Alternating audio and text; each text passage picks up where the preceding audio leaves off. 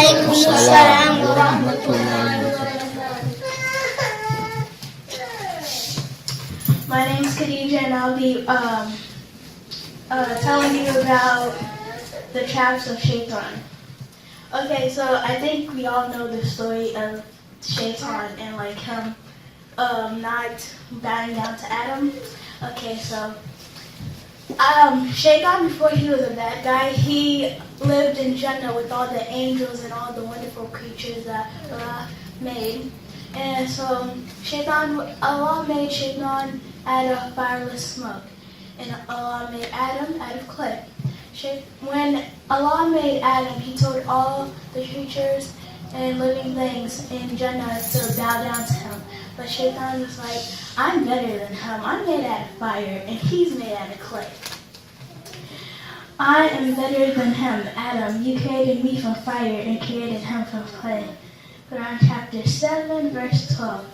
And so Allah, Shaitan. So when you mention the surah, can you make it like loud so people can hear the chapter you're talking about? Get close, the mic close to you. Okay. Allah gave Shaitan wanted permission to mislead mankind, and Allah gave him permission. Shaitan said, because you have put me in error, I will surely sit and wait for them, mankind, on your straight path. Then I will come from before them, and from behind them, and from on their right and on their left, and you will find most of them not grateful to you. Quran chapter 7, verse 16 and 17. And that's how he got banished from Jannah, and like how he became the bad guy that misleads mankind. Okay, the traps of Shaitan. Okay, disbelief of the oneness of God. The foundation of Islam is in the belief of the oneness of Allah, having no partner, equal, rivals, sons, any relatives, or anything like that. And like saying that Allah has a wife or has a mother, or like how Christians say that Jesus is God's son, that's not true. And that would be a sin. And like saying that there's other gods out there rivaling Allah to see who's better, that's a sin too. And like worshiping like idols and saying there's lucky charms and stuff like that, that's a sin too. And so the next thing.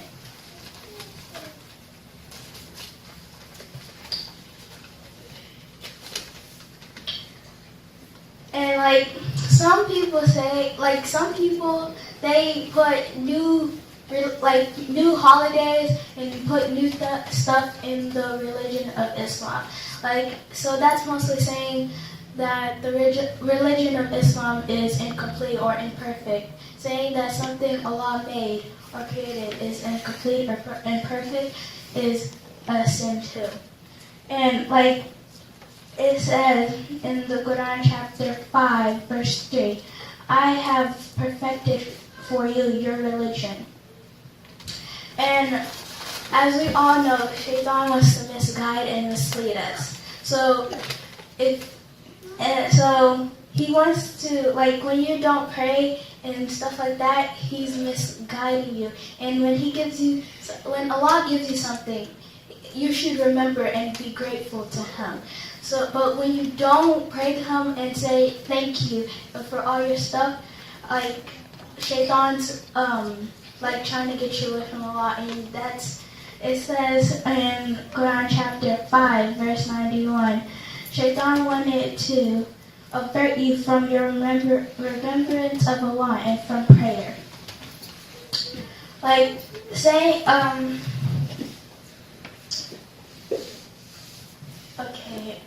Okay. Quran chapter 29, verse 45 says, indeed prayer prohibits immortality and wrongdoing. No, it does not. And like, I know everybody has a sin because they're not perfect. So if you have a small, tiny sin, Shaitan is gonna he's gonna feed on that and make it bigger and let it grow until it becomes this major sin that if you don't repent for it, then it's not going to go away. And like Shaitan's arrogant, he doesn't repent or anything, so he wants to make you arrogant with him. So you not repenting means you're becoming arrogant like Shaitan has. Okay.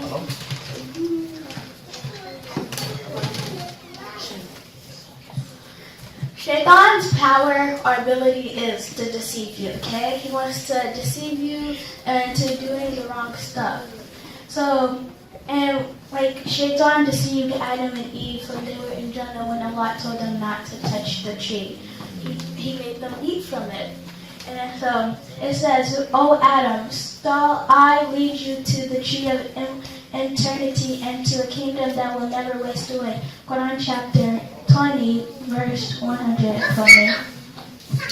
And the next thing is, "Your Lord did not forbid you this tree, except that you become angels or become of the immortal. Indeed, I am to you from amongst the sincere advisors." So he made the fall through description. And when they tasted of the tree, their Lord called to them, "Did I not forbid you from that tree and tell you that Shaitan is to you a clear enemy?" Quran chapter 7, verse 20 to 22. And that's how he deceives you. He deceives you, and like if you see Shaitan as an enemy, you can take him down. If you don't see him as an enemy, he's just gonna get to you. And then so everybody has desires and temptations. Shaitan makes those desires and temptations grow until you just do it, and then it's gonna become a sin. Like your desires might be bad and your temptations might be bad, and if they're bad, he's just gonna make them a sin. And Shaitan promised them and aroused desire in them, but Shaitan does not promise them except delusion. Quran chapter 4, verse 120. See, that's what this tells me that he aroused their desire, he just made it grow. And then that was a delusion to make them do something bad. And then it says, "Indeed, Shaitan is an enemy to you, so take him as an enemy." Quran chapter 35, verse 6. So you have to know Shaitan as an enemy to defeat him. And there's some surahs that can help you to get protection from Shaitan. Surah Al-Falaq and Al-Nas can be used as protection from Shaitan.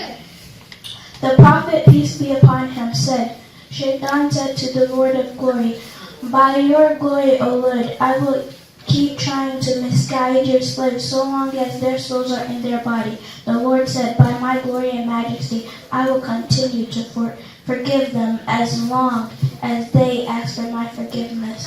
That means if you repent, Allah will forgive you for anything. Anything you do, all the sins you have, just repent and it will be forgiven. The messenger of Allah, peace be upon him, alive, a person is on the path of his close friend, so be careful whom you befriend. That means your friends somehow guide you. The people around you, they guide you to do the acts that you do. So having bad friends that always do bad stuff, they don't listen to their parents, they always run away from home, they do all these bad influences, then you're going to become a bad person. They're just going to lead you right into Shaitan's hands. But if you're by people that pray all the time, they listen to their parents, they read the Quran and all that, then you will be closer to Allah.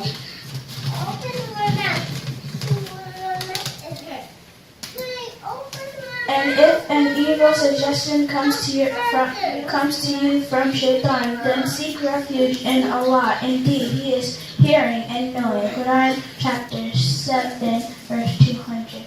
That means if you're thinking good, you'll get a good deed for it. Even just if you're thinking about cleaning the house for your mom or doing something nice for your mom, you'll get a good deed for it even if you don't do it. But if you have bad thoughts, then you'll get sins for them.